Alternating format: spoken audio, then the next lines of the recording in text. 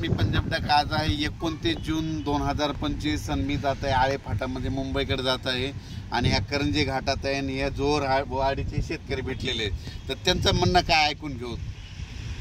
नमस्कार साहेब, 8-10 दिवसापासून आम्ही फार चिंतित होतो।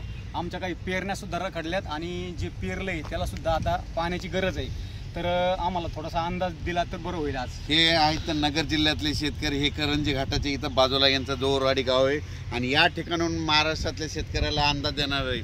सर्वप्रथम सांगायचं झालं तर राज्यामध्ये आज 29 तारखेला सर्वात प्रथम सांगतो म्हणजे ज्या भागात पाऊस नाही त्या जिल्ह्यासाठी सांगतो की म्हणजे नगर जिल्हा, धाराशिव जिल्हा, बीड जिल्हा, लातूर जिल्हा, परभणी जिल्ह्याचा काही भाग या सर्व शेतकऱ्यामध्ये बऱ्याच ठिकाणी 10-12 दिवसापासून काही भागात पाऊस पडलेला नाही, म्हणून त्यांच्यासाठी आनंदाची बातमी। आज तुमच्या इकडे म्हणजे नगर जिल्ह्यात बऱ्याच ठिकाणी आज पावसाला सुरुवात झालेली दिसत। 29 तारखेला 29 जूनला आज थोडा दिसत, 30ला आणखीन वाढणार आहे।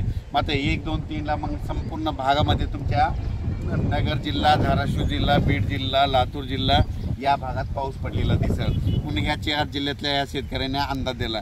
त्याच्यानंतर आपण आता पूर्व विदर्भाकडे, पूर्व विदर्भातल्या शेतकऱ्याला सांगू इच्छितो की पूर्व विदर्भामध्ये नागपूर, वर्धा, भंडारा, गोंदिया, चंद्रपूर, यवतमाळ, अकोला, वाशिम, हिंगोली, बुलढाणा, जळगाव या जिल्ह्यातल्या सर्व शेतकऱ्याला सांगू इच्छितो की तुमच्या इकडे 29 जूनला म्हणजे आज तिकडे पाऊस पडणार आहे, पण 1 तारखेपासून 1 जून 2, 3, 1, 2, 3 जुलैला मात्र तुमच्या इकडे मुसळधार पाऊस पडणार आहे। विदर्भ, पूर्व विदर्भ 6 जिल्हे आणि पश्चिम विदर्भ 5, 11 जिल्ह्यामध्ये मुसळधार पाऊस पडणार आहे। कुठं अतिवृष्टी होणार आहे, कुठं भाग बदलत पाऊस पडणार आहे, कुठं रिमझिम पडणार आहे।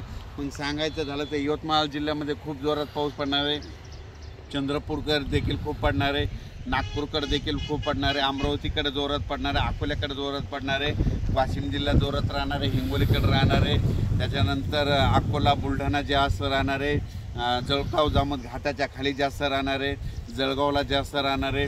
तिकडं पाऊस पडत असल्यामुळे त्याच्यामुळे जालन्याला देखील पाऊस पडणार आहे, संभाजीनगरला देखील पडणार आहे। म्हणजे सांगायचं झालं तर पूर्व आणि पश्चिम विदर्भ 11 जिल्ह्यामध्ये चांगला पाऊस पडणार आहे, म्हणून हे विदर्भ पश्चिम विदर्भातल्या शेतकऱ्यांनी हा अंदाज लक्षात घ्या।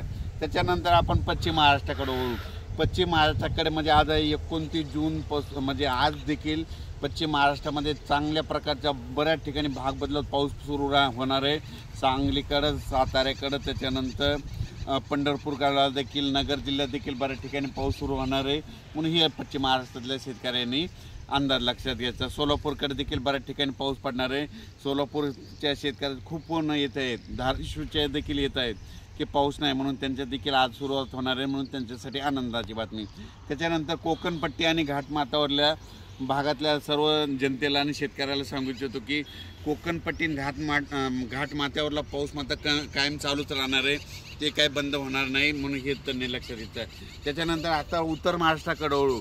उत्तर महाराष्ट्राकडे सांगायचं झालं तर नाशिक जिल्ह्याकडे जोरदार पाऊस सुरू राहणार आहे, त्यांचा पाऊस काही बंद होणार नाही, म्हणून हा अंदाज त्यांनी लक्षात घ्यायचा। धुळे, नंदुरबार, जळगाव या 40गाव, पारोळा या ठिकाणी देखील ह्यामध्ये 29 आजपासून 29 जूनपासून तर 3 जुलैपर्यंत जोराचा पाऊस राहणार आहे, म्हणून हे अंदाज लक्षात घ्यायचा। हे झालं आता संपूर्ण जिल्ह्याचं सांगितलं। त्याच्यानंतर आपल्या बाजूला मध्य प्रदेश आहे, त्याच्यानंतर गुजरात आणि राजस्थान आहे, म्हणजे यामध्ये 29 पासून तर 3 जुलैपर्यंत गुजरात, मध्य प्रदेश आणि राजस्थानकडे पाऊस पडत असल्यामुळं त्याचा असर आपल्या महाराष्ट्रावर उभी होणार आहे, म्हणून हे त्यांनी लक्षात घ्यायचं। पण राज्यात याच्यानंतर तुम्हाला सांगू इच्छितो की 5 जुलै, 6 जुलै आणि 7 जुलै दरम्यान परत राज्यामध्ये पाऊस भाग बदलत येणार आहे, म्हणून हे लक्षात घ्यायचं। त्याच्यानंतर 10 जुलै ते 15 देखील राज्यात पाऊस असणार आहे। म्हणजे सांगायचं झालं तर राज्यात असा एकदम 1 महिन्याचा, 15 दिवसाचा, 20 दिवसाचा खंड पडणार नाही।